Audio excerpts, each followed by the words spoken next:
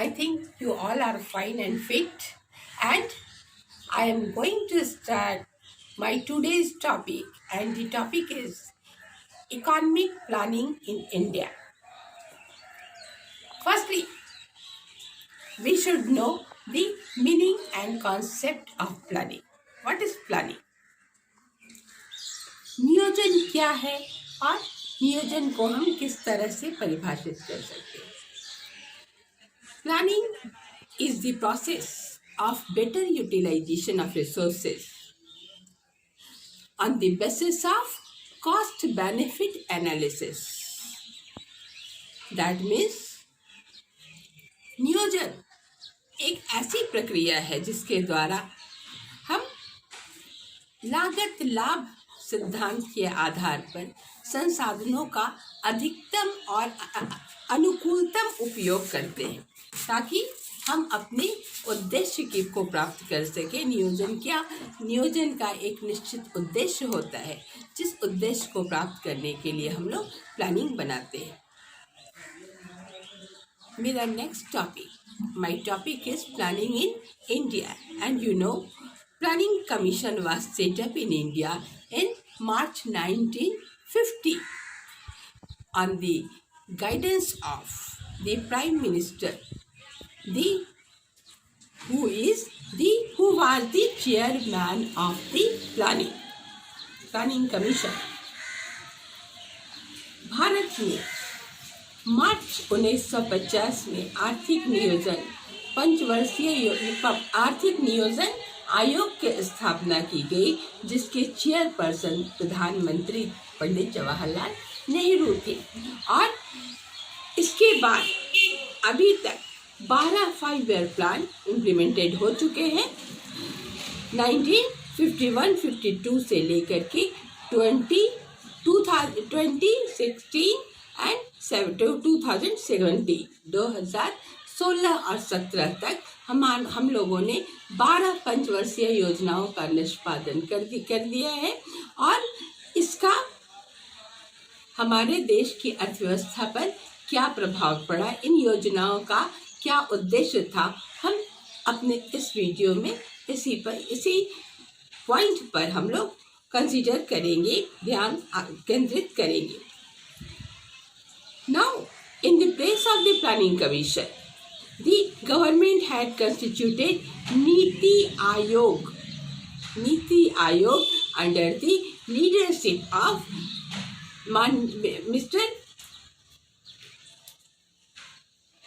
our Honorable Prime Minister Modi. Niti Aayog, that means National Institution for Transforming India. Niti Aayog, that means National Institution for Transforming India. I think in this video it should be proper to analyze the first 5-year plan to 7th 5-year plan, because after 1991 new economic policy was given by our then finance minister Dr. Manmohan Singh, which is changed the whole structure of Indian economy. In this video, I am going to present only the main focus on first 5-year plan to 7th 5-year plan. That means till 1990. Our first 5-year plan was started in 1950-51, and the main objective of this plan is food sufficiency for first 5-year plans 1951-1956 इस time period में को cover करता है, जिसका उद्देश्य food sufficiency खाद्यान्न के मामले में देश की आत्मनिर्भरता से संबंधित है। इस योजना में एग्रीकल्चर सेक्टर, कृषि को सबसे ज़्यादा महत्व दिया गया। ऐसा इसलिए किया गया कि हम लोग जानते हैं कि जिस समय हमारा देश आज़ाद हुआ, on the eve of independence, we have so many problems, we have so many challenges as unemployment, poverty, low capital formation, lack of capital, low per capita income, low demographic structure, and इन समस्याओं के समाधान की जड़ में जो समस्या थी, primary sector agriculture को प्रमोट करना। इसलिए फर्स्ट 5 ईयर प्लान में हम लोगों ने एग्रीकल्चर को फर्स्ट प्रायोरिटी दिया और ये टारगेट को अचीव करने में ये प्लान हमारा सफल भी हुआ। हमारा सेकंड 5 ईयर प्लान 1956-61, ये टाइम पीरियड में हमारी दूसरी पंचवर्षीय योजना शुरू की गई, जिसका ऑब्जेक्टिव था रैपिड ग्रोथ ऑफ इंडस्ट्रियलाइजेशन।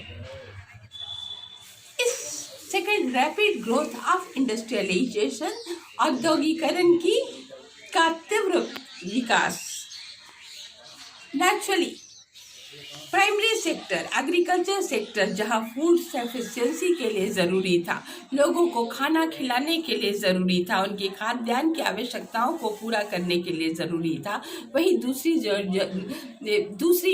दूसरी योजना में इंडस्ट्रियलाइजेशन को पर बल दिया गया, क्योंकि इंडस्ट्रियलाइजेशन किसी भी देश की इकोनॉमिक ग्रोथ एंड डेवलपमेंट के लिए ज़रूरी होती है और इसे सूचक इंडिकेटर माना जाता है डेवलपमेंट का। इंडस्ट्रियलाइजेशन को इंडिकेटर ऑफ डेवलपमेंट माना जाता है। इस कॉन्सेप्ट को देने वाले पीसी महालनोबिस थे, जिन्होंने इंडिया में इंडस्ट्रियल ग्रोथ को प्रमोट करने के लिए अपना मॉडल दिया, जिसे महालनोबिस मॉडल भी कहते हैं। और पीसी महालनोबिस को आर्किटेक्ट ऑफ इंडियन प्लानिंग कहा जाता है, क्योंकि real planning second 5 year plan में ही स्टार्ट हुआ, जिसका मेन फीचर था लॉन्ग टर्म ग्रोथ। क्योंकि जब लोगों के खाने की ज़रूरतों को पूरा कर दिया गया, तो ये ज़रूरत समझा गया कि इंडस्ट्रियलाइजेशन के थ्रू ही देश में कैपिटल फॉर्मेशन हो सकता है, ज़्यादा से ज़्यादा एम्प्लॉयमेंट जनरेट हो सकता है और एग्रीकल्चर पर जो बर्डन है उसको दूर किया जा सकता है। तो लॉन्ग टर्म ग्रोथ को प्रमोट किया गया। इसके लिए बेसिक एंड की इंडस्ट्री के एस्टेब्लिशमेंट पर जोर दिया गया। नेक्स्ट इसका ऑब्जेक्टिव था, है ना, इंडस्ट्रियलाइजेशन का एक बेस तैयार करना, formation of base of industrialization which promote rapid growth of industrial sector. And next, to promote capital goods industries. Point to be noted, capital goods industries in the place of consumers goods industries. Consumers goods industries जो कि लोगों की ज़रूरतों को पूरा करने के लिए, कंजम्पशन के लिए प्रोड्यूस किया जाता है, जैसे बिस्किट, चॉकलेट, रोटी, कपड़ा, जो भी हम बनाते हैं, ये कंज्यूमर्स गुड्स होता है। इससे देश का आर्थिक विकास तेज नहीं हो सकता, इकोनॉमिक ग्रोथ। लेकिन capital goods is related to industrial equipments, औजार, मशीन, ये सब जो बनाया जाता है, ये कैपिटल गुड्स का प्रोडक्शन होता है।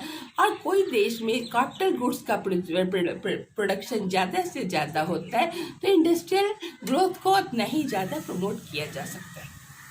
इसलिए यहाँ कैपिटल गुड्स के प्रोडक्शन पर को ज़्यादा जोर दिया गया, ताकि देश का बैकबोन स्ट्रांग हो सके। नेक्स्ट है third 5 year plan 1961-66।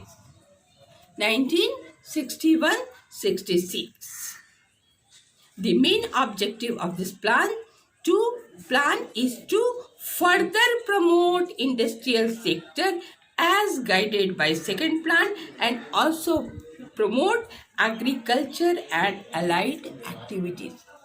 Third plan में दोनों को एक साथ आगे बढ़ाने के उद्देश्य को रखा गया, क्योंकि थर्ड प्लान में दोनों एग्रीकल्चर डेवलपमेंट जितना ज़रूरी था उतना ही इंडस्ट्रियल, जो सेकंड प्लान में इंडस्ट्रियल बेस रखा गया था उसका डेवलपमेंट और प्रमोशन भी ज़रूरी था। उसके बाद 1966, 67, 67, 68, 68, 69 was the period of economic crisis. ये समय हमारे देश के लिए बहुत आर्थिक संकट का रहा, क्योंकि 1962 में चाइना वार हुआ, 1965 में पाकिस्तान वार हुआ और उसी समय दुर्भाग्यवश देश में ड्रॉट, सीवियर ड्रॉट, अकाल की भी स्थिति का सामना करना पड़ा, जिससे कि डिवैल्यूएशन ऑफ रुपीज को के सिचुएशन को फेस करना पड़ा, मुद्रा का अवमूल्यन किया गया और इन आर्थिक संकट की परिस्थिति में देश में पंचवर्षीय योजना लागू नहीं की जा सकी, जिसकी और फोर्थ 5 ईयर प्लान 1969-74 में स्टार्ट किया गया, जिसका उद्देश्य था rapid economic growth. For fulfillment of this objective, light industries was preferred in the place of capital goods industries. अब लार्ज स्केल के इंडस्ट्रीज के जगह पर छोटे छोटे मिनी प्लांट्स को प्रमोट किया गया, लाइट इंडस्ट्रीज को प्रमोट किया गया, ताकि देश में स्मॉल स्केल इंडस्ट्रीज को प्रमोट किया गया, ताकि इंडस्ट्रियलाइजेशन का, कैपिटल गुड्स इंडस्ट्रीज का बेस सही बन सके, अच्छा बन सके और देश में रैपिड इकोनॉमिक ग्रोथ को प्रमोट किया जा सके। इसके साथ ही साथ मॉडर्नाइजेशन ऑफ एग्रीकल्चर पर भी जोर दिया गया। HYV seeds, fertilisers, manures, irrigation को फैसिलिटेट किया गया, ताकि हमारा एग्रीकल्चर सेक्टर भी ज़्यादा डेवलप करे और ज़्यादा से ज़्यादा ज़रूरतों को पूरा करने में सक्षम हो।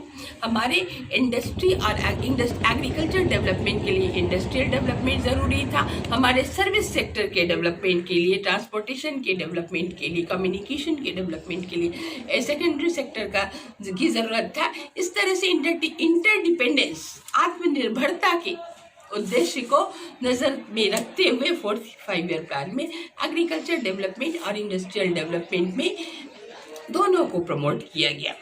और हमारा 5th 5 ईयर प्लान स्टार्ट हुआ 1974-79, जिसमें रिमूवल ऑफ पॉवर्टी और मिनिमम नीड्स प्रोग्राम को हमारा अंतरिम लक्ष्य बनाया गया, क्योंकि देश में गरीबी का स्तर अभी कम नहीं हो पा रहा था। देश का पॉपुलेशन, हमारा जनसंख्या हमारी तेजी से बढ़ रही थी, इसलिए गरीबी को दूर करना और मिनिमम नीड्स प्रोग्राम, सबको रोटी, कपड़ा और मकान मिल सके, इस पर ज़्यादा बल दिया गया।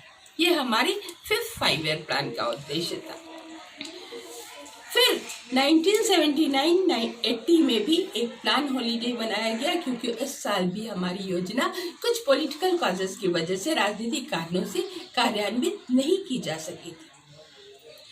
अब हमारा 6th 5 ईयर प्लान, जिसको हम लोग न्यू 6th 5 ईयर प्लान कहते हैं, 1980-85 में शुरू हुआ, जिसका ऑब्जेक्टिव, ये 6th 5 ईयर प्लान में हमारे इकोनॉमी को ओवरऑल आर्थिक इकोनॉमिक रेट ऑफ ग्रोथ को एक्सेलरेट करने पर जोर दिया गया।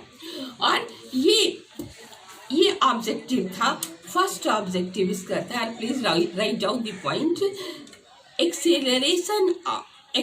to accelerate the removal of poverty. The first aim of 6th 5 year plan was to accelerate the removal of poverty. Next point, generation of gainful employment. क्योंकि देश की जनसंख्या जितनी तेजी से बढ़ रही थी, एग्रीकल्चर सेक्टर पर डिपेंडेंस अभी भी बहुत ज़्यादा था। इसलिए लोगों को रोजगार ज़्यादा से ज़्यादा मिलना ज़रूरी था, ताकि देश में आय का स्तर ऊंचा उठ सके, उपभोग का स्तर ऊंचा उठ सके। इसलिए गेनफुल एम्प्लॉयमेंट को जनरेट करना इसका 6 प्लान में मेन ऑब्जेक्टिव रखा गया। Next point is technological and economic self reliance. Technological and economic self reliance, तकनीकी एवं आर्थिक निर्भरता।